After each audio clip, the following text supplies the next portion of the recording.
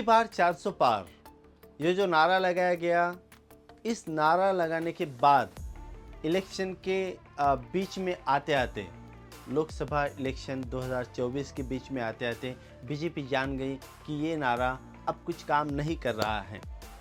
अब फिर से उन्हें कुछ और बातों का सहारा लेना पड़ा।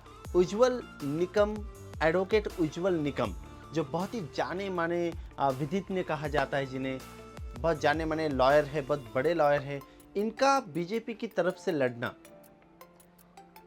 इनको टिकट मिलना, ये बहुत ही खास किस्म की बात रही। जबकि वो जलगांव से बिलोंग करते हैं, लेकिन उन्हें टिकट दिया गया है बम्बई की तरफ।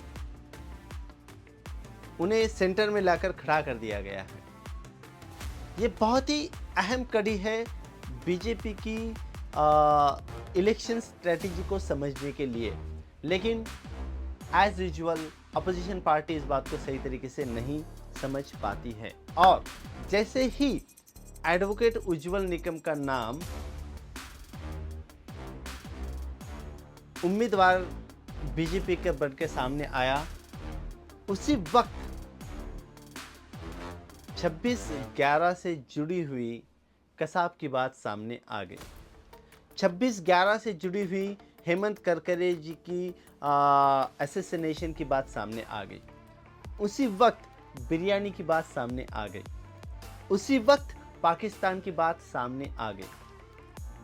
मिस एक स्क्रिप्ट ऑलरेडी लिखा गया था कि जैसे ही हम एडवोकेट उज्ज्वल निकम का नाम हमारा उम्मीदवार बोलकर देते हैं तो कौन कौन क्या क्या बोलेगा, कौन कौन सामने आएगा, कौन कौन किन बातों को उछालेगा, और इन्हीं सारे मुद्दों को लेकर कैसे फिर एक बार हम देश को, देश की जनता को, देश के वोटर को पोलराइज कर देंगे। और पोलराइज करने के लिए बहुत ज़रूरी था बीजेपी के लिए पाकिस्तान का हमारे इलेक्शन में आना, पाकिस्तान का हमारे इलेक्शन में जिक्र होना।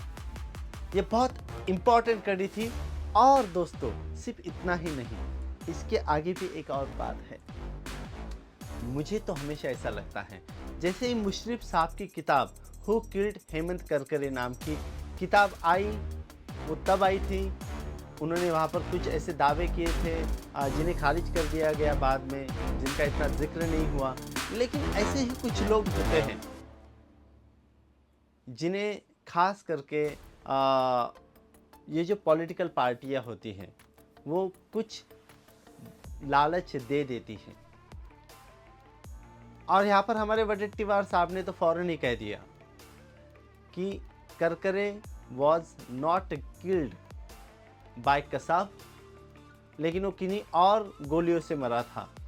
और वो गोलियां थी खास संगठन से जुड़ी हुई, और उस खास संगठन के लोगों को इसलिए सज़ा नहीं हो पाई क्योंकि वो राज्य सत्ता से जुड़े थे, क्योंकि वो आज की तारीख में जो सत्ता पर बैठे हुए लोग हैं उनके संगठन से जुड़े थे।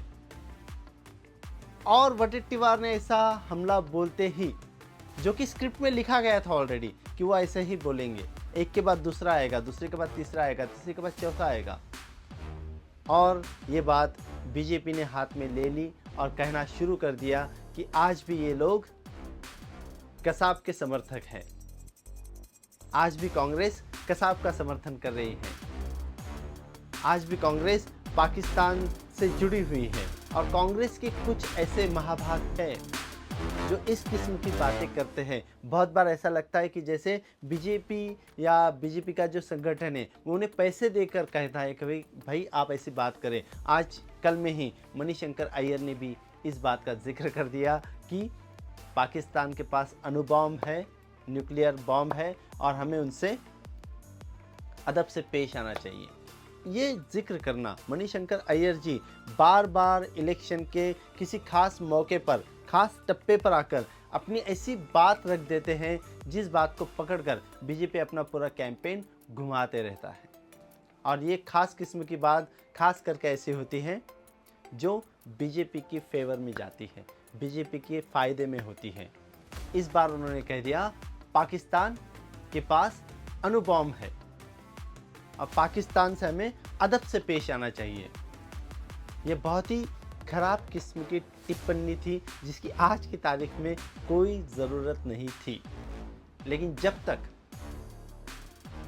हमारे देश के इलेक्शन में पाकिस्तान आ नहीं जाता या माइनॉरिटी का जिक्र नहीं हो जाता, तब तक हमारे देश का इलेक्शन पूरा नहीं हो पा रहा है। ये बहुत ही खराब बात है हमारे डेमोक्रेसी की गरिमा को लेकर जब हम सोचते तब। और इसीलिए मोदी जी ने भी एक और बात कह दी कि अगर कांग्रेस सत्ता में आती है तो जो लोग ज़्यादा बच्चे पैदा कर रहे हैं वो, और जो घुसखोर हैं, इनफिल्टर्ड कर रहे हैं, जो अंदर घुस जा रहे हैं, वो लोग,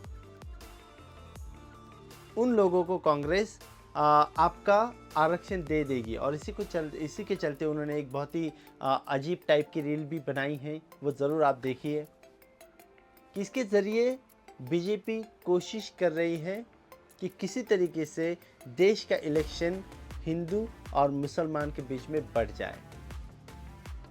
भारत और पाकिस्तान के अंग से इसको देखा जाए ताकि इसका ज़्यादा से ज़्यादा फ़ायदा, इस पोलराइजेशन का ज़्यादा से ज़्यादा फ़ायदा, पाकिस्तान के जिक्र का ज़्यादा से ज़्यादा फ़ायदा बीजेपी को हो सकेगा। तो वीडियो को ख़त्म करते करते मैं फिर एक बार कहूँगा कि एडवोकेट उज्ज्वल निकम का इस इलेक्शन में बीजेपी का उम्मीदवार बनकर आना एक बहुत ही खास किस्म की बात थी, जिसके ज़रिए कड़ी दर कड़ी इस तरीके से बातें जुड़ती जाए कि बात पाकिस्तान तक जाए और देश फिर दो हिस्सों में बढ़ जाए, हिंदू और मुसलमान, और इसी के तहत इलेक्शन को आगे बढ़ाया जा सकता है। और दूसरी पार्टियों के जो महान शख्सियत है वो इस बात को बखूबी बढ़ावा देते हैं। बीजेपी की स्क्रिप्ट में जो लिखी गई बातें हैं, इन बातों को सही तरीके से हवा देने का काम इस तरीके से करते हैं कि हम जैसे लोग मजबूर हो जाते हैं उन्हें बीजेपी की बी टीम बोलकर जिक्र करने के लिए। Thank you very much. अगर आपको वीडियो अच्छा लगे तो ज़रूर इसी पॉलिटिकल विजडम को समझने के लिए इसे लाइक करें, कमेंट करें, शेयर करें, सब्सक्राइब करें और बेल आइकन को दबाना बिल्कुल ना भूलें ताकि इसी तरह के वीडियोस की नोटिफिकेशंस आपको सबसे पहले मिलते रहे। Thank you.